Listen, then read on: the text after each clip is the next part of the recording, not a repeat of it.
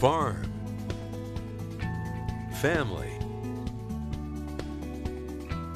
community. This is Midwest Farm Weekly. Good morning, I'm Elaine Wells. We hope you're having a great weekend and thanks for spending part of it with us here at Midwest Farm Weekly. Another warm, dry week with limited rainfall allowed for row crop harvest progress to remain well ahead of average. The weather also led to declines in wheat and pasture condition as well as soil moisture ratings. Nearly all of the corn crop is mature at 97%. Corn for grain now 65% harvested. That's 15 days ahead of last year and the 5-year average. Moisture content of corn harvested for grain was about 17%. Soybean harvest now nearly complete, 96% of that crop off the field. That is nearly 4 weeks ahead of last year and of the average. Artificial intelligence is becoming common in many facets of our lives, and dairy farms have a new tool using AI to diagnose disease. Mastitis is, of course, a common issue that causes inflammation of the mammary glands in dairy cows. Using the new Future Cow Smart Lab system, farmers can test and identify organisms that might be causing this disease in their herd right at their farm. They get the results within 24 hours instead of waiting for results from an off-farm lab. This allows for better management of the herd, determining if an animal does in fact need antibiotic treatment.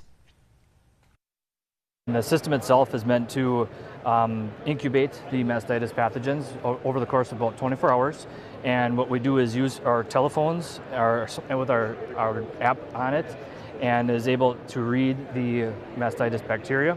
And within about 10 to 15 seconds, we'll have an instant read on the result of what type of bug we're up against. And then we can manage the cow accordingly going forward. The instant data result basically comes from the bank of results that have been built up over the course of many, many years and many, many results. So within the bank, we've got about 750,000 results currently.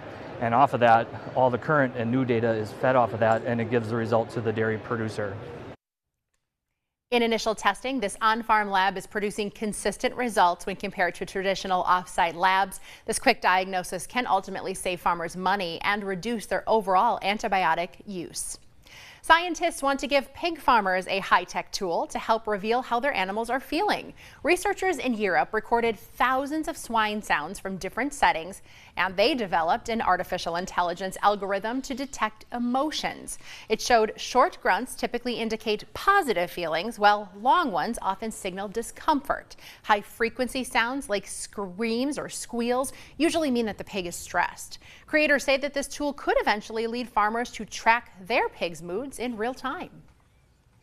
Once we have the tool working, they can have an app on their phone, and that kind of translates in terms of emotions what their pigs are saying. This AI algorithm showed that pigs who could roam around and dig in outdoor free-range farms produced fewer stress calls than conventionally barn-raised pigs.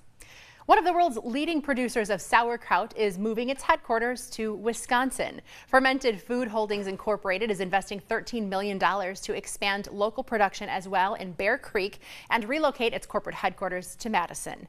This move will create 60 high-paying jobs and support Wisconsin's agricultural economy. The Wisconsin Economic Development Corporation is assisting the expansion with a $500,000 performance-based tax credit. The credits are contingent on investment and that job creation.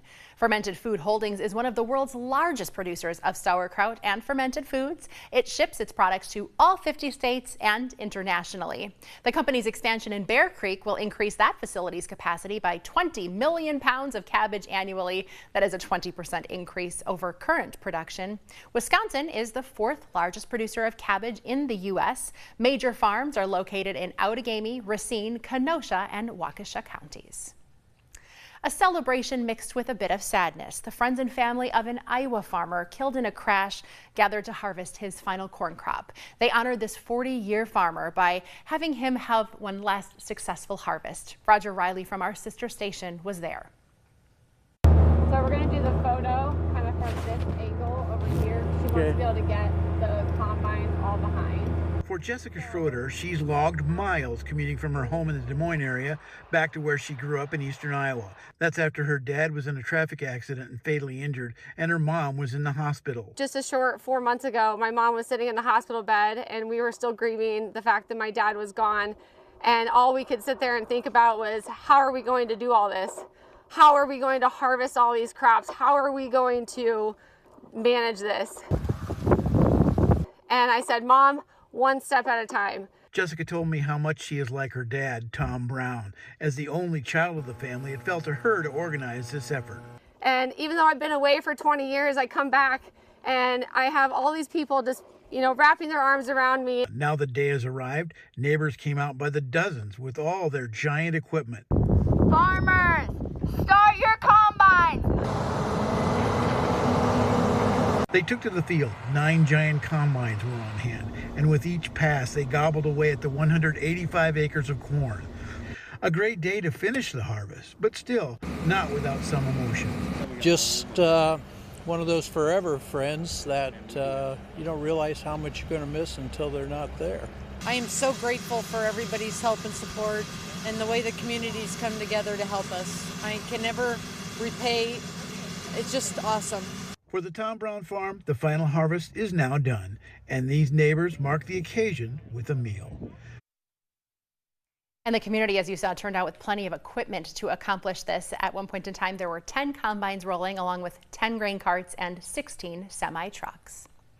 Agriculture programs at UW River Falls have placed first and second nationally in recent college rankings. The university's dairy science program is the top program of its kind among U.S. colleges. This is according to College Raptor, that is a college search and comparison organization. UWRF placed second nationally in best colleges for animal science, and the college also placed 7th in agriculture teacher education category, 17th in the agronomy and crop science category, and 35th for food science. These rankings are based on multiple factors. This includes the number of degrees awarded, the acceptance rate, the cost of attending college, and the median starting salary, which for UW River Falls tops $58,000. Wisconsin has a new national FFA officer. Mary Schreiber from East Troy was selected as the Central Region Vice President at the National FFA Convention in Indianapolis. 37 candidates applied for the honor. 6 officers were selected through an extensive interview process. Throughout their year of service to the National FFA organization, these officers will interact with businesses and industry leaders, thousands of members and teachers, government and education officials, and many more. Congratulations to Mary. Welcome back. Wisconsin's Department of Agriculture, Trade and Consumer Protection is always working to grow our trade relations. Krista Carnegie recently visited China and Vietnam. She is the administrator for the Division of Agricultural Development for DATCAP. Nice to see you. Thanks for having me here. Yeah, well, a fascinating trip that you have been on, a couple of them. Let's start with your visit to China. You say that this was a first of its kind trip. Can you elaborate on that? Sure. So Wisconsin works really closely with cooperator groups such as the U.S. Dairy Export Council. And the U.S. Dairy Export Council coordinated this trip. We brought some companies along, and really it's since the pandemic, many of these companies have not been in country to meet face to face with some of the buyers. So it's really unique and a great opportunity to have those one-on-one meetings. I thought it was interesting. You sent a photo of you in a supermarket and there's a display of Wisconsin cheese. Is there recognition about the quality of the products that we send over there? In fact, yes. So Wisconsin, as you know, most of our milk goes into cheese production, and 90% of Wisconsin's milk is turned into cheese. 90% of that cheese is exported around the world, and Wisconsin is known for its high quality and good products, and the rest of the world is looking to increase, as they're looking to increase their protein needs, they're looking to Wisconsin, and so China is definitely a key market that we're looking at. Talk a bit about some of those companies that attended the trip with you. A lot of them headquartered in Wisconsin. Yes, we had several Wisconsin companies that were a part of the trip, and they were doing business-to-business meetings, and we also brought people from the Center for Dairy Research. They're doing some work to learn about the taste, the profiles that the Chinese consumers want in their cheese, and so it was really important for them to be there and kind of see firsthand what they like to eat and how they like to use dairy products in their food. And when you talked with the people who are doing the purchasing, to have that face-to-face, that handshake, why is that so critical in this whole process? Well, you know, face-to-face is the way people do business, right? We can do emails, we can see things online, but really when you meet with somebody across the table, you really get to know them on a personal level, and you get to develop that relationship. And really, when you're doing trade, whether it's, you know, in your local community or around the world, it is a relationship. And so building the relationship is really important. You also traveled to Vietnam, and talk a little bit about the purposes behind that, because they're consumers of a lot of our products. Yeah, in fact, the #1 export from Wisconsin to Vietnam is ginseng. Okay. We also export soybeans, and dairy products, and wood products as well. So, you know, think about Wisconsin having a large forested landmass. We send raw products to Vietnam, they turn them into furniture, and one of our #1 exports from Vietnam is wood products back, so as well as coffee and tea. Sure, so we're kind of working together on that process.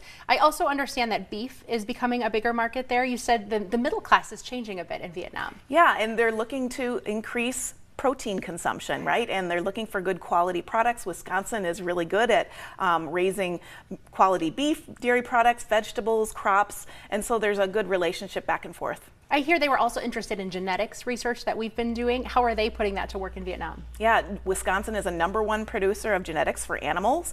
So as they're looking to grow their own herd locally, they look to Wisconsin to supply some of the genetics so that they can grow those quality animals, in addition to the quality feed that we produce here in Wisconsin and our educational institutions to help teach them how to make sure they're caring and feeding for their animals. Is the other side of this inviting some of these folks to visit here? Absolutely. We just came off a World Dairy Expo not too long ago. We had visitors from hundreds of countries around the world coming to Wisconsin to learn about our dairy industry, about the animals, the crops that we produce, and so those are always want to do two-way relationships and two-way meetings like that. Well, we appreciate you sharing a bit of a glimpse into your travels. I hope the jet lag wasn't too bad to give you a few days off in between to catch up. Thank you for being here, Krista. Thank you, Melaine.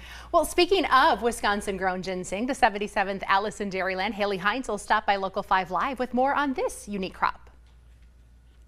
We actually produce 98% of all cultivated ginseng in the United States. Oh my goodness. Yes, and most of that is actually grown in Marathon County. That's incredible. I remember when I moved to Wisconsin and I saw, you know, as we take a look at some pictures of some of the crops, what they look like, the shaded portions growing over that, and I thought, what is that? Those are ginseng crops. Yes, ginseng gardens. Yep, so as we're driving through Marathon, if you see those big shade structures, ginseng is kind of a picky plant. It's actually a root crop, kind of like a carrot or a potato, something that lives below the ground. The part we eat is below the ground, and then those plants up top, they really like shade. They're actually native to deciduous forests where there's lots of shade cover from trees. Sure. So our growers put those shades out so that the ginseng is nice and happy. That is right. So it looks like a carrot potato with some roots. And so how, when you bring this home, like, what do you peel it, or? Yeah, so the grower washes and dries it, and they dry it out, and then the most common ways to consume it would either be sliced and then steeped in like a stew or a broth. You could have it in capsule form. Some people take it as a daily supplement.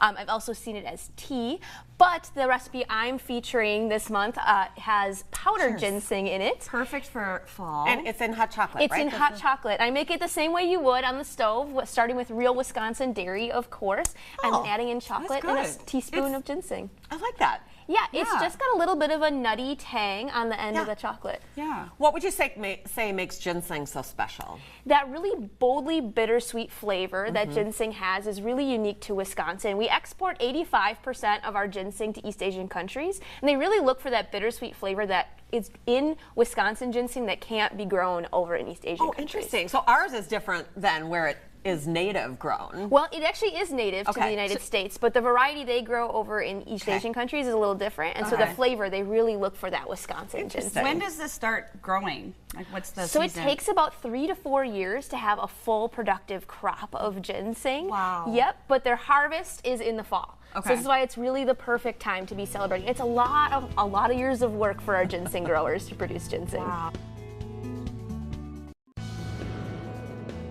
Welcome back. We turn things now over to Storm Team 5's Alexis Staniak. That Halloween rainfall, a good thing. We needed to soften the ground up just a bit. Oh yeah, for sure. It was consistently about 24 hours of rainfall throughout that period from October 30th through October 31st, and then more rain chances on the way in as we head into our next work week.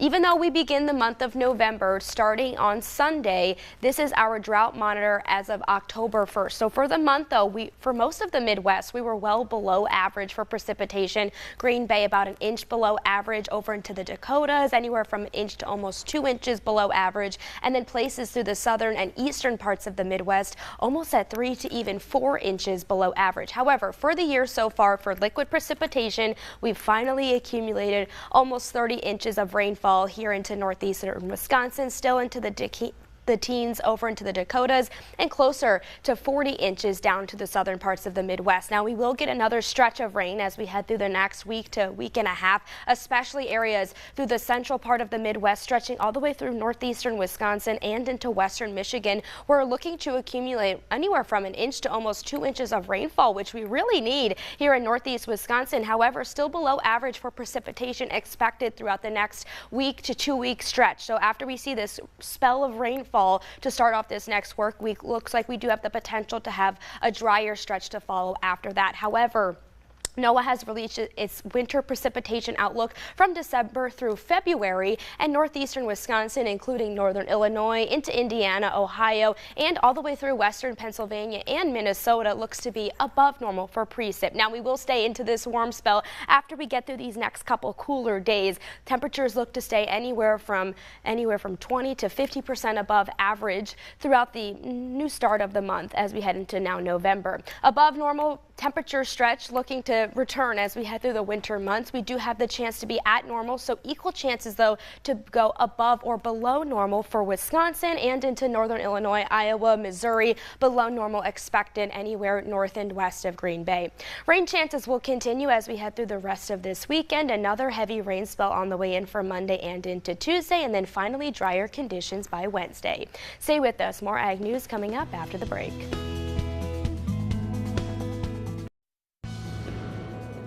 Since the first release in 1924, USDA's milk production reports have truly been the gold standard for tracking milk available for processing. However, changes in milk composition could skew the accuracy. Corey Geiger is lead dairy economist for CoBank's Knowledge Exchange Division, and he recently released a report on this very topic. Nice to see you. Good morning, Elaine. When we talk about components and we talk about overall milk production, why did you want to dig into this topic? Because, especially in a state like Wisconsin, 90% of our milk goes into manufactured dairy products, and specifically we're the land of cheeseheads, so it goes into cheese. So what's 100 pounds of milk really yielding on a dairy farm? So that's what I went digging about. Let's talk about your first graphic here. What are we seeing? Well, this is in the industry right now, we're talking a lot. Milk production's been down for 14 straight months. But does that really matter? Of course, we want to grow as an industry. People are consuming more dairy products, but component production, the butter, fat, and protein in that milk, which is really what's needed to make dairy products, keeps growing because we have higher butter, fat, and protein in milk coming from our dairy farms. You blew my mind when I talk to little kids. I've got my facts memorized. I always say 100 pounds of milk is going to get me 10 pounds of cheese. You said not anymore. No, it's about 11.4 pounds. We've improved by 11% here from 2011 to 2024. That's profound growth. It's generational. I mean, it's revolutionary, quite frankly. Let's talk about when we started to see this shift, because you say composition had been pretty flat for a long time, and then in 2011 we started to see the changes? Yeah, from 1966 to 2010, milk butterfat sat in this little narrow range of 3.65 to 3.69%, and then things have transformed.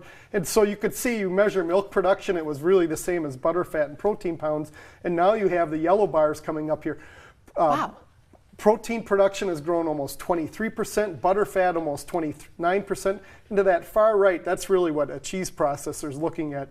What am I getting for protein and butterfat in here? Because that's what's in cheese, and in whey, of course, is the other part of curds and whey, right? Yeah, so break this down for our farmers. What does this mean for them, and how do we move forward?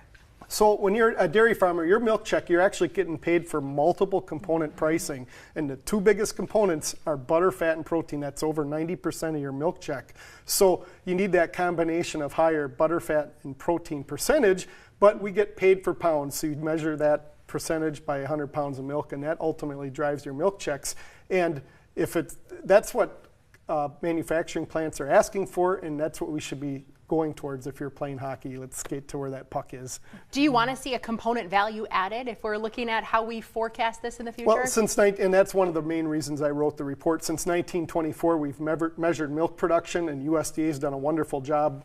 This report saying let's continue to measure milk production and volume of milk, but let's factor in pounds of protein and pounds of butter fat, because ultimately that's what matters. Next week, Corey is going to join us to continue this conversation because there's a lot more to dig into when it comes to how farmers have responded, the genetics that are going into all of this. This is a great article. We can read it on CoBank's website. We're going to link you up on ours. Just head to the Midwest Farm Weekly section of wearegreenbay.com. As always, a pleasure. I said I'm glad you were crunching the numbers and I can just read about it.